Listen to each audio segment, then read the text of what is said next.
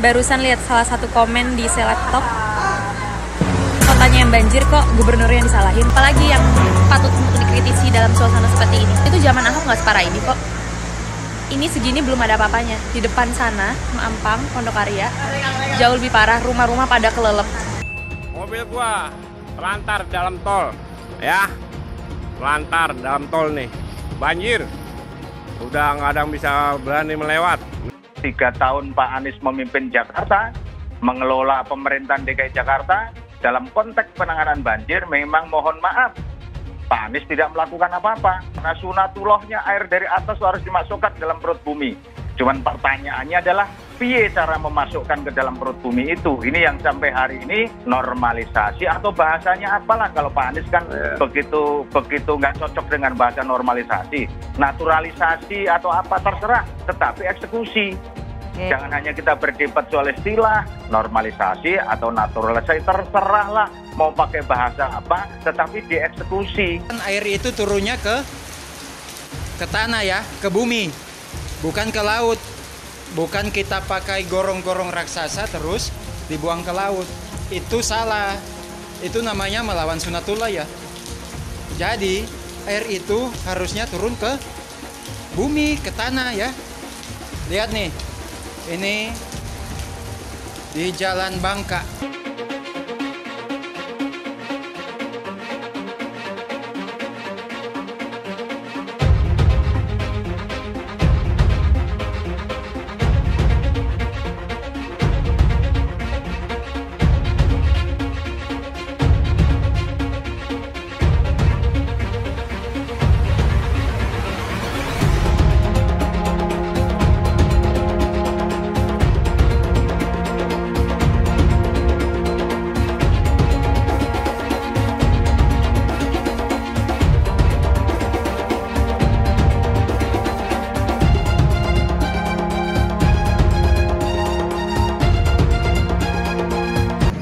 Izin melaporkan Komandan untuk ketinggian Cipinang Melayu, tepatnya RW 04, sudah mencapai ketinggian tidak ada orang dewasa.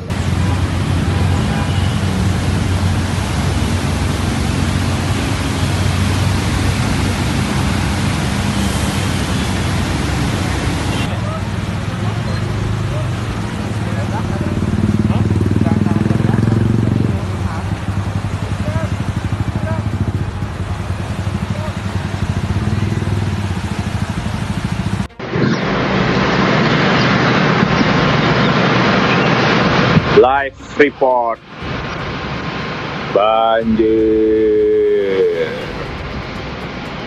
Itu ada mobil atapnya doang kelihatan tengah-tengah. Ya, bis ini hebat nih bis. Bis hebat bis. Bisa nerobos. Jalan tol bis ini. Baik. IKI Bond 82 miliar, kan akal sehat manapun. Alat transportasi yang dimiliki oleh hampir setiap orang. Alat transportasi yang dimiliki semua orang adalah kaki. Kebijakan yang dikeluarkan oleh Pak Gubernur Anies Baswedan itu banyak yang tidak masuk akal akhir-akhir ini. Pintar merangkai kata-kata, membuat kabut pengingkaran janji oleh Pak Anies Baswedan terhadap janji-janji beliau yang beliau buat sendiri ketika Pilgub DKI. Harusnya kalau saya ketua KPK, ini Anies Baswedan sudah saya tangkap. Nah disitulah saya bilang bahwa Anies sedang mencari-cari sesuatu untuk membenarkan. Jangan dia pikir semua orang Jakarta ini bodoh. Tidak, kita ini orang-orang cerdas. Jakarta ini penduduknya cerdas. Jangan dibodoh-bodohi oleh Anies Baswedan. Ini tidak boleh. Apa yang terakhir dibangun oleh Ahok, itulah Jakarta sampai sekarang. 3 tahun loh, hampir 3 tahun. Ya kemarin kemana bos? Dan sekarang ibarat meludah, dia menelan ludahnya kembali. Itulah seorang Anies. Karena hanya pintar bermain kata-kata. Jadi siapapun yang nanti kita hadapi, apapun, dari manapun, mau teman, mau kawan, mau lawan, mau siapa, mau setan, kita tetap hadapi. Siapapun yang goyang Anies, kita akan goyang. Siap! Jadi ingat, apapun alasannya, kita akan tetap setia sampai akhir. Pertama, Gubernur Anies tidaklah jujur. Kedua, Gubernur Anies tidaklah transparan. Ini nggak akuntabel, ini nggak transparan. Ingkar janji itu yang mana? Ya, ini menjadi PR besar sebenarnya untuk kemudian ke depan untuk tidak menjadikan isu sumber daya alam kemudian juga agama sebagai komoditas politik. Jadi ketika bicara mengingkari janji atau tidak, maka lihatlah janjinya. Janjinya apa? Kenyataannya apa? Dan tentu ini sekali lagi membohongi masyarakat di Jakarta tentang janji-janji yang ketika dia mau menjabat sebagai gubernur, ya ini sangat-sangat berbeda dengan apa yang dia janjikan. Dan ini aneh, betul-betul aneh. Ini bukan kampanye, tapi saya sampaikan di sini. Di satu sisi menyiapkan jalur-jalur air untuk dikirim ke laut, di sisi lain di lautnya dipasang dengan pulau reklamasi, tinggal tunggu waktu jadi rob, air balik. Dan ini melawan sunnatullah. Kenapa? Air itu turun dari langit ke bumi, bukan ke laut. Harusnya dimasukkan ke dalam bumi, masukkan tanah. Di seluruh dunia air jatuh itu dimasukkan ke tanah, bukan dialirkan pakai gorong-gorong raksasa ke laut. Jakarta telah mengambil keputusan yang fatal. Kalau seandainya orang Jakarta percaya Pak Anies jadi gubernur pun, saya berani jamin kok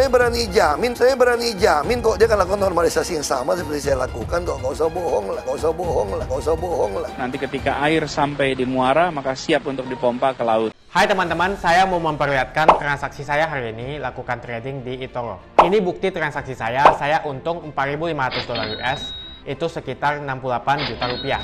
Semua keuntungan bisa saya dapatkan dengan fasilitas copy trading di eToro. Kalau saya bisa, kalian juga bisa guys. Oke, itu yang mau saya tunjukkan. Like video ini sekarang juga dan gunakan link di kolom deskripsi, maka kalian berhak dapat bonus kalian. Promo ini ada masa waktunya, jadi jangan ketinggalan. Bukan cuma itu saja, transaksi tidak dikenakan fee, baik itu investasi saham, trading forex, komoditas, bitcoin, dan lainnya. Kalian bisa melakukan transaksi berapa kali pun atau unlimited trading. Dan tidak ada fee sama sekali. Jika transaksi di tempat lain sudah berapa fee-nya. Setelah nonton video ini, ayo bergabung dengan eToro hari ini, gratis dan tidak ada minimal deposit. Kalian bisa menggunakan bonus $100.000 di akun virtual untuk latihan. Bukan cuma itu, kalian akan dapat kelas trading online gratis senilai 3 juta rupiah atau $200 jika kalian deposit di bulan ini. Selamat menonton guys, enjoy! Hai semua, dengan saya Jonas Leong. Terima kasih banyak buat kalian, penonton setia yang selalu menonton di channel ini. Saya secara personal sangat menghargai waktu kalian. Dan saya sudah menganggap kalian sebagai family karena kalian selalu support di channel ini. Bagi kalian yang selalu menuliskan opini kalian di kolom komen, saya baca komen kalian satu persatu. Saya baca komen kalian untuk mengetahui opini kalian, tanggapan kalian, dan masukan kalian sangat berguna untuk video selanjutnya. Terima kasih banyak buat kalian yang selalu menekan tombol like di awal video. Video seperti ini membutuhkan waktu dan juga research. Dan ini semua gratis untuk kalian. Jadi pastikan kalian menekan tombol like-nya supaya saya mengetahui kalian menyukai konten yang saya bagikan. Barusan lihat salah satu komen di Selebtok, kotanya yang banjir kok gubernurnya yang disalahin. Apalagi yang patut untuk dikritisi dalam suasana seperti ini. Itu zaman Ahok nggak separah ini kok. Ini segini belum ada apa-apanya. Di depan sana, Mampang, Pondokarya, jauh lebih parah, rumah-rumah pada kelelep. Bagaimana ini Pak? Harus seperti apa? Saya minta Bapak untuk ada klarifikasi ya. Kita harus apa nih tanggap bencana seperti ini? Terima kasih Bapak. Mobil gua lantar dalam tol, ya. Lantar dalam tol nih. Banjir. Udah nggak ada yang bisa berani melintas. Untuk rekan-rekan teman-teman semua, untuk berhati-hati masuk tol Jor ya. Kalau bisa ngindarin dalam tol Jor. Pintu keluar Mampang udah nggak bisa keluar. Di dalam tolnya sudah nggak ada yang berani jalan, jadi tinggal nunggu keajaiban dari petugas-petugas bandaranya, tolnya ya. Tolong hindari Jor, di seputaran Jor Mampang ya, udah nggak ada yang bisa berani lewat.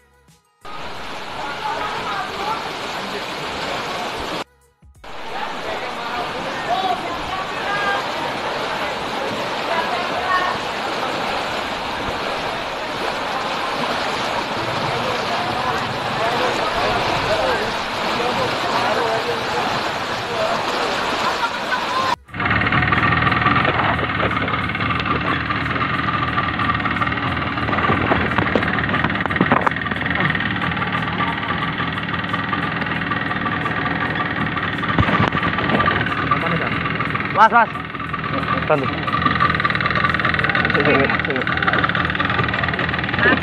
Iya. Ini nah. Iya. Maaf ya. Iya, Ibu. Tapi nggak mau jalan saya. Pegang saya. Maaf. Saya. Iya. Saya mau jalan. Maaf ya. Bisa ya.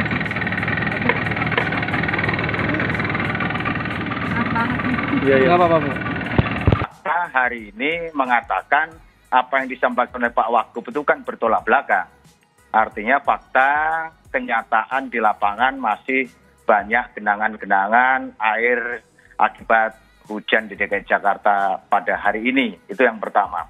Yang kedua, kita kaitkan dengan janji Pak Gubernur. Sebetulnya beliau ingin menjanjikan pada warga Jakarta bahwa genangan itu selambat-lambatnya 6 jam harus sudah surut.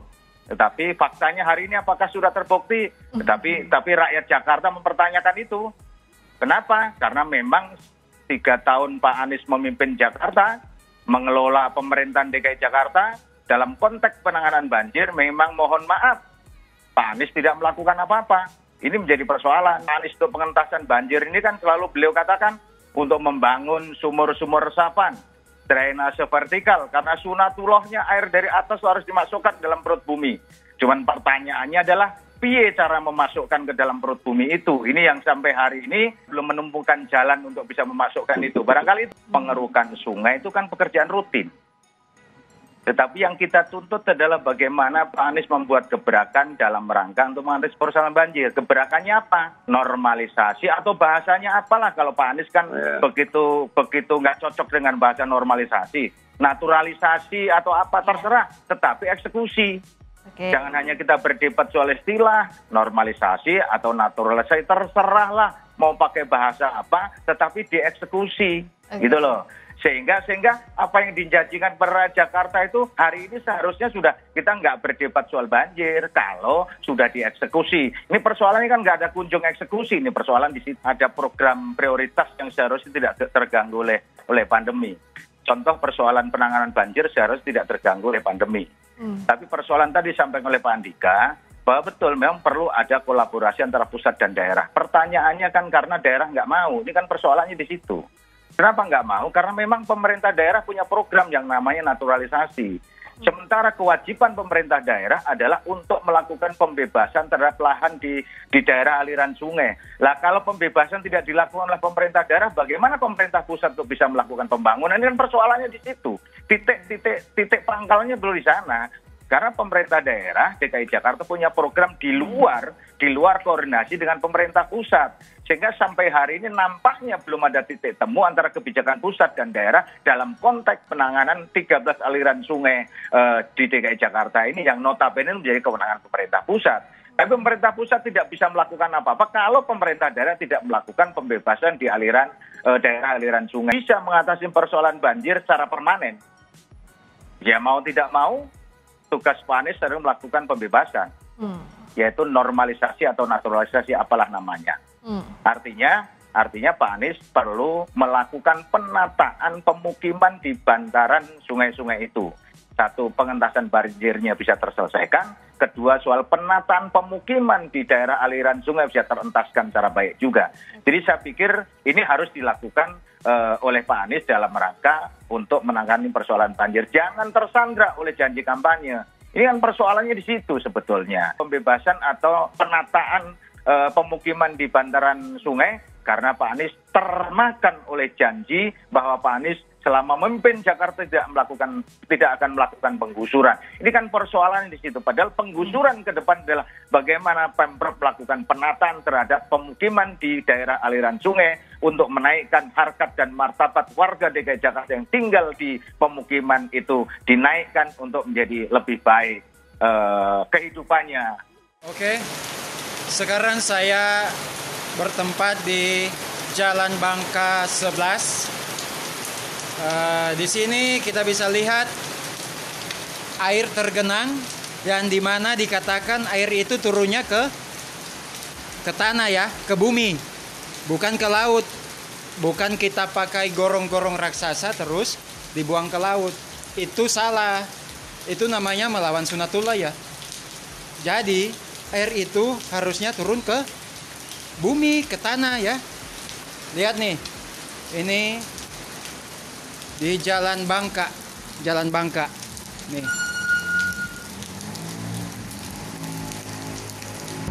Izin melaporkan Komandan untuk ketinggian Cipinang Melayu, tepatnya RW 04, sudah mencapai ketinggian tidak ada orang dewasa. Jadi nampak ke dalam sana sudah orang dewasa. Dan kami juga sudah untuk warning ke warga untuk evakuasi, ternyata masih belum ada untuk warga yang mau dievak karena rata-rata naik ke loteng rumahnya Komandan.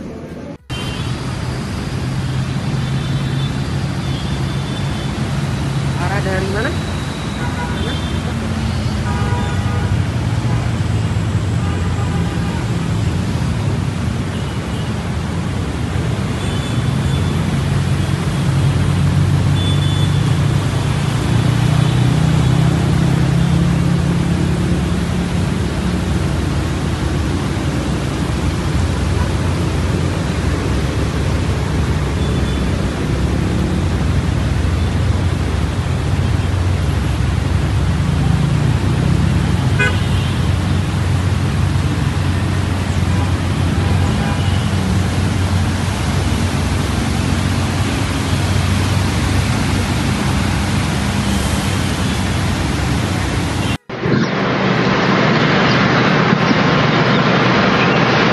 Live report banjir.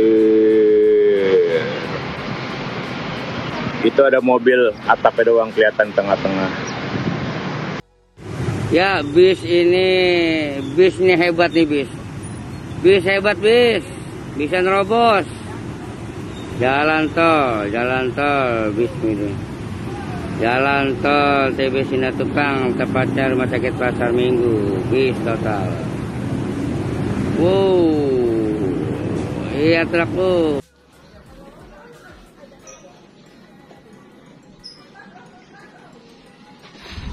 Ya Allah, itu tong. Makin naik, Kak.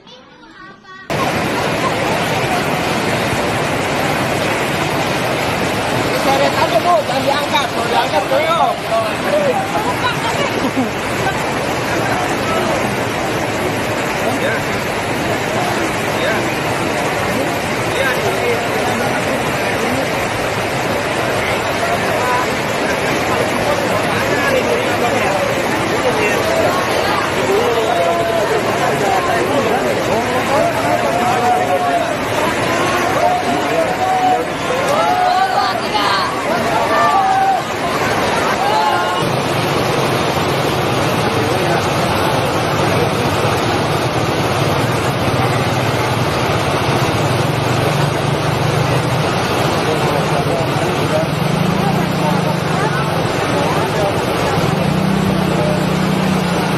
Sekali, maka akhirnya kita monitor terus sejak malam.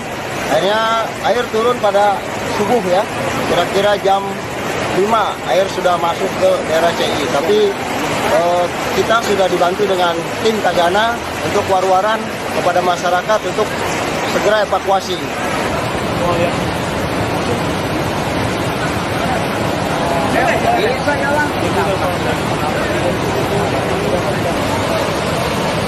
Betul-betul aneh.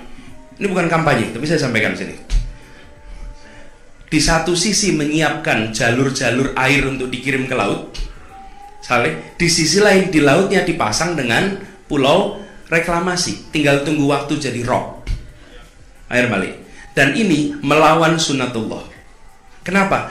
Air itu turun dari langit ke bumi, bukan ke laut.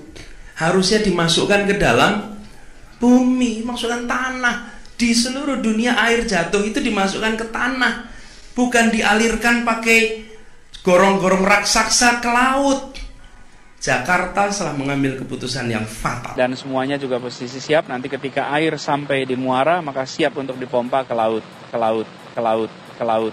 Bukan dialirkan pakai gorong-gorong raksasa ke laut. Nanti ketika air sampai di muara maka siap untuk dipompa ke laut.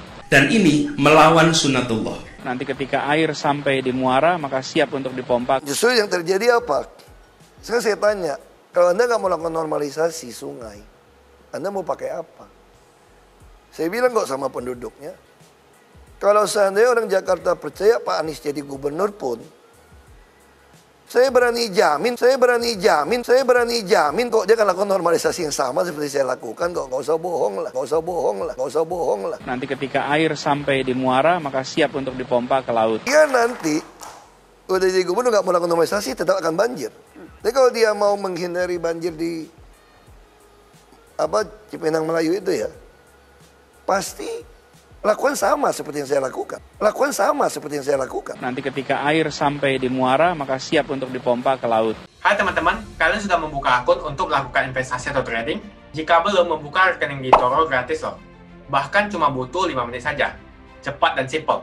Dan semua bisa dilakukan secara online. Sampai saat ini ketika kita mau melakukan investasi saham atau trading forex, kita masih menggunakan cara yang kuno. Seperti kita menelpon banker atau broker yang melakukan atau mengeksekusi transaksi kita. Tapi apakah kalian tahu di Toro kita membeli saham atau forex, kita cuma login, lalu memilih apa yang kita mau, lalu masukin angka berapa banyak yang ingin kita beli, lalu tinggal klik.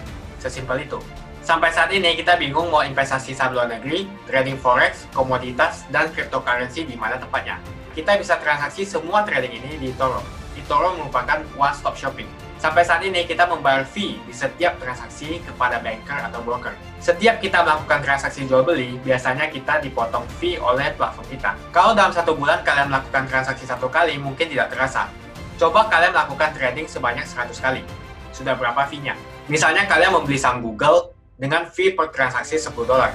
Jika kalian membeli saham Google 10 kali, maka fee transaksi sudah $100. Belum lagi kita akan dikenakan fee ketika kita menjual saham itu. Itulah sebabnya saya memilih eToro, karena tidak ada fee sama sekali. Saya ulangi, di eToro tidak ada fee sama sekali ketika kalian melakukan transaksi. Dan yang kedua, kalian bisa melakukan unlimited trading, atau trading sebanyak apapun. Ya, kalian bisa melakukan trading 10 kali, 100 kali, 1000 kali dalam sehari, tanpa dikenakan fee.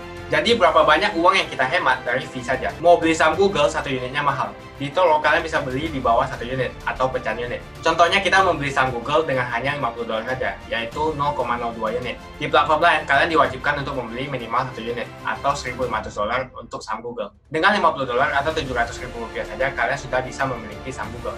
Menarik bukan? Jadi apa yang kalian tunggu? Mendingan kalian cobain sendiri aja deh. Tutorial bisa kalian cek di kolom deskripsi dan kalian harus menggunakan link di kolom deskripsi untuk mendapatkan welcome bonus. Jika tidak, maka tidak akan mendapatkan bonus. Dan gunakan bonus $100.000 di akun virtual Anda untuk mengenal lebih jauh tentang eToro atau bisa digunakan untuk latihan. Bukan cuma itu, kalian akan dapatkan kelas trading gratis yang nilainya Rp3 juta jika kalian deposit di bulan ini. Makasih banyak buat kalian yang nggak skip dan nonton video ini sampai habis. Saya secara personal sangat menghargai waktu kalian. Makasih banyak buat kalian yang sudah tekan tombol subscribe, dan makasih banyak buat kalian yang sudah tekan tombol loncengnya. Jangan lupa bagikan informasi ini ke teman atau family Anda. Mungkin teman atau family Anda membutuhkan investasi ini. Oke guys, sekian dulu dari saya. Jangan lupa follow Instagram saya di @johannesleongofficial untuk kata-kata motivasi setiap harinya.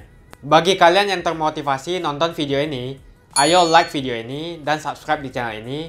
Dan buat kalian yang sudah subscribe di channel ini, jangan lupa tekan tombol loncengnya supaya kalian mendapatkan notifikasi setiap kali saya upload video.